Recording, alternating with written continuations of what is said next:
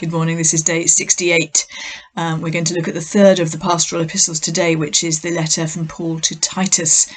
Now, I've made some preliminary comments about the pastoral epistles in the first of the videos on 1 Timothy. So if you haven't seen that, you might want to go back and watch that. I'm going to dive straight in and look at this letter. Well, first of all, I'm going to talk about Titus himself as a character. So Titus was someone who Paul relied on very much, and he used him in particular as a troubleshooter. If you track back through the letters and through Acts and see what Titus is used by Paul for, what he's sent to do, he's sent into sticky situations, not so much dangerous situations, but places where Paul needs a kind of wise ambassador, someone who can hold his head in a situation of conflict.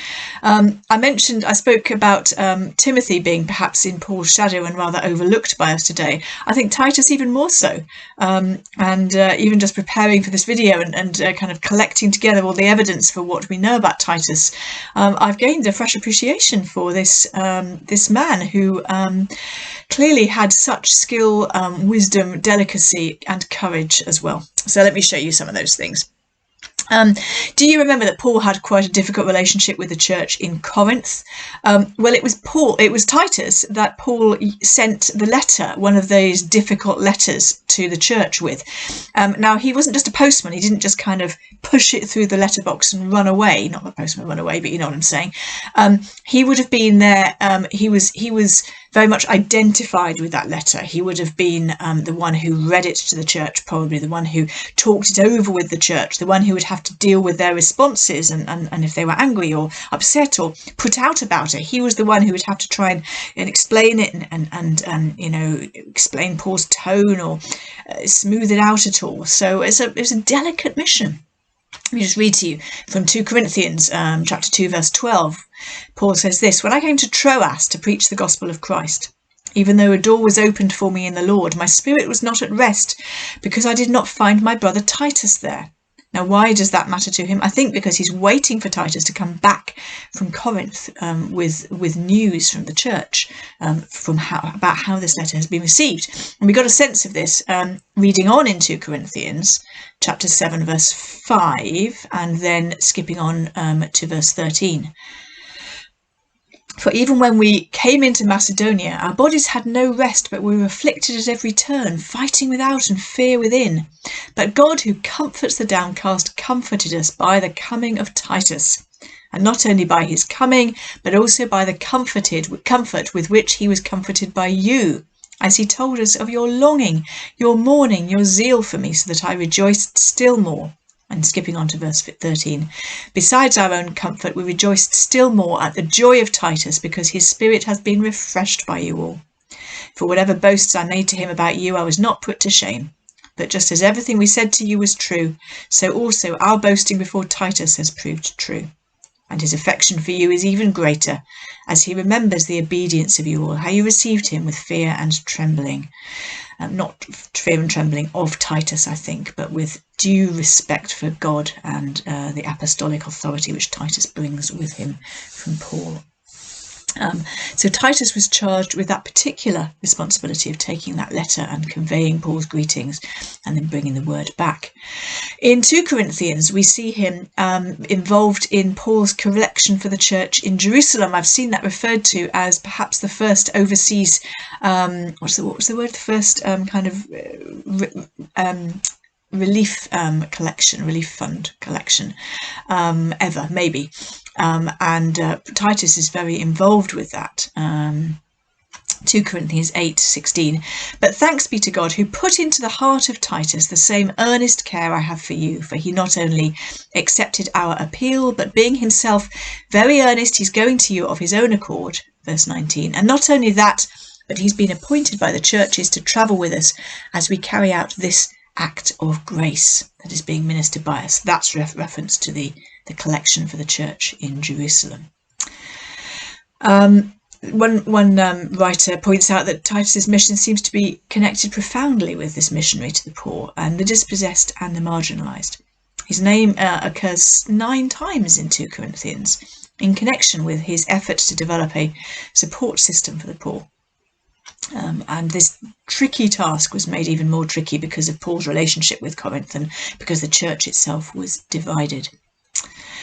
Paul also took Titus along with him to Jerusalem for the Council of Jerusalem, another tricky diplomatic mission. You may remember we looked at this when we looked at the book of Acts, of how Paul has to go along to the Council of Jerusalem to negotiate with them how they're going to regard the Gentile believers. And Paul chooses to take Titus with him. But he doesn't circumcise Titus. Titus is a Greek, and Paul is true to his principles. And although he circumcised Timothy had a Jewish mother, and Titus didn't. And Paul is adamant that non-Jewish converts do not need to convert to Judaism, do not need to be circumcised. He makes a point of that in Galatians chapter 2, in connection with Titus. Now Titus has been left in Crete for another difficult assignment. The Cretans were despised in the Roman world. I don't know why, but they were despised and oppressed and kind of stereotyped. They were viewed with disgust as being barbarians, as being uncultured people. In fact, we get a glimpse of that in the letter when Paul kind of picks up on a little kind of rather nasty little saying that is used about the Cretans. Well, he makes a joke of it, actually. I'll tell you what he does, just so we don't get hung up on it, really. He says, as Cretan himself has said, all Cretans are liars. This is true.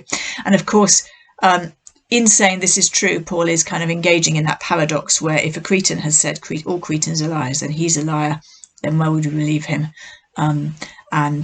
And Paul says this is true, and that is kind of entering into this paradox. So although Paul clearly doesn't think highly of the Cretans in general, I don't think it's quite as nasty as it sounds if we kind of notice that kind of element of tongue-in-cheek there. So Titus is ministering among this marginalised group. And Paul is writing to him, as he has written to Timothy, to advise him about how to conduct himself as pastor to that church. And it's a lovely book, actually. It's quite short. It's a bit like a mini version of 1 Timothy, really. Or it's by no means identical, but it does have some elements in common. I'm going to take you on a brief walk through, and then we're going to talk briefly about the qualifications for church leadership. So he begins with a greeting, as he always does. He then reminds him that Titus's job is to appoint elders in every town. So he's got to go around the whole of Crete, or every place where there's a church, and choose somebody in that church who is suitable to lead that church. That's quite a responsibility, actually. And Paul gives him some instructions about what to look out for as he's making those appointments. We'll come back to that in a minute. And then in 1 verse 10, he warns him against unsound teachers and those who might be dangerous to the church if they were to be appointed.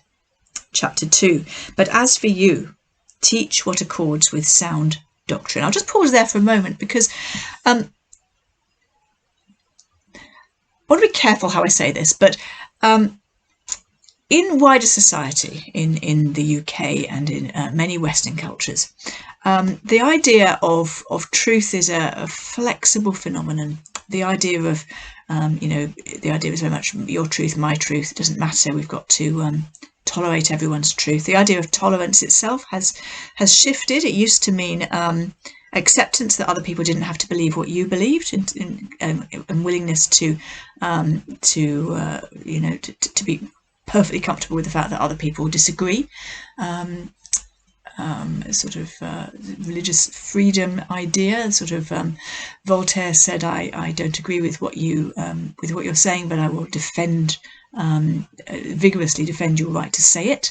That sort of idea. That's what tolerance used to mean. Now tolerance, the ground shifted, and tolerance now means I have to say that that I'm no more right than you. That my truth is only for me, and I have no right to believe that you are wrong. Can you see the difference? It used to be I believe you're wrong, but you're perfectly entitled to say it, and now I can't say I believe you're wrong. And And this shifting ground has made its way into the church, and we hear this sort of language or these ideas again and again in the church these days, I think.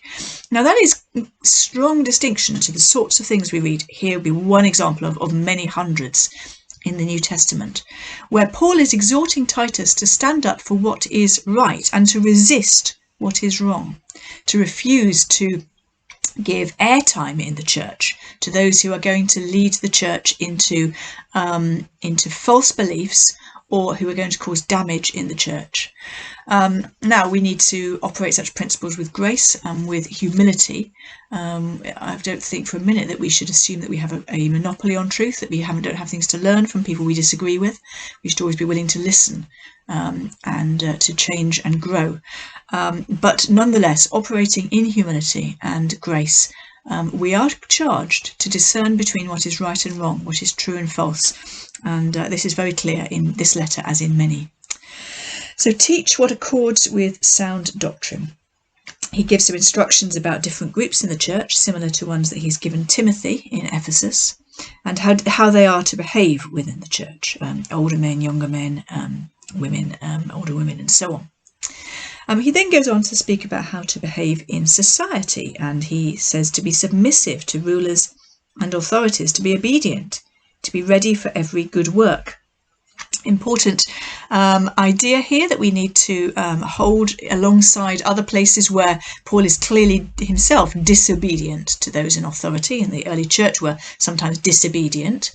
So there is obedience, but only so far, I think. Submit in as much as you can with a good conscience, but there will be moments when you need to resist.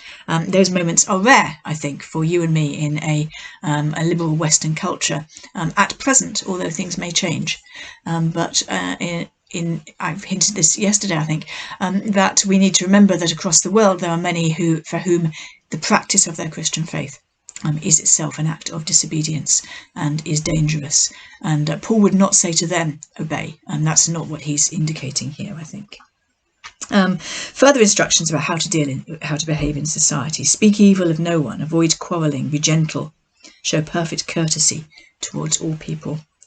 And then he speaks about what God has done in the lives of himself and Titus and the church. He calls Titus again to seek church unity. Paul is very strong on church unity, although not at the expense of truth.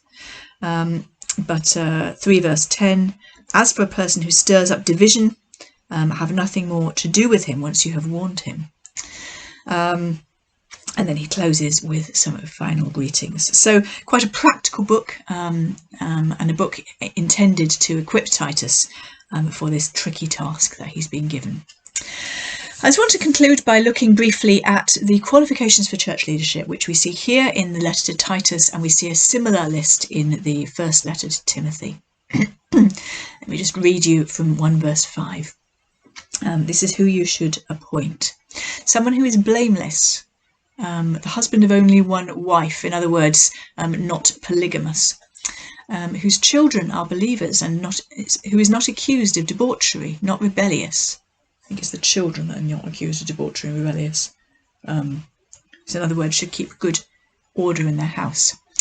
Because an overseer, as God's steward, should be blameless, not arrogant or quick-tempered or addicted to wine or violent or greedy for gain, but hospitable, a lover of goodness, prudent, upright, devout, self-controlled, having a firm grasp of the word that is trustworthy in accordance with the teaching, in order to be able to preach with sound doctrine and to refute those who contradict it. This is quite a high bar for church leadership, and I suggest that we should take this very seriously.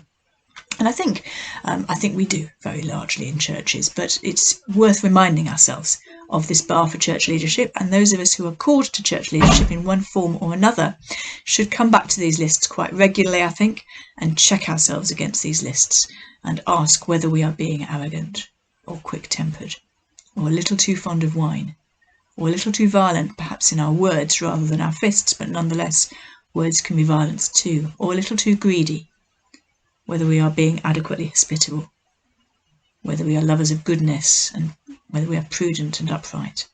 and devout and self-controlled. And I think I shall leave those words hanging there for myself and for you if they need to for you today. God bless you. I'll see you tomorrow.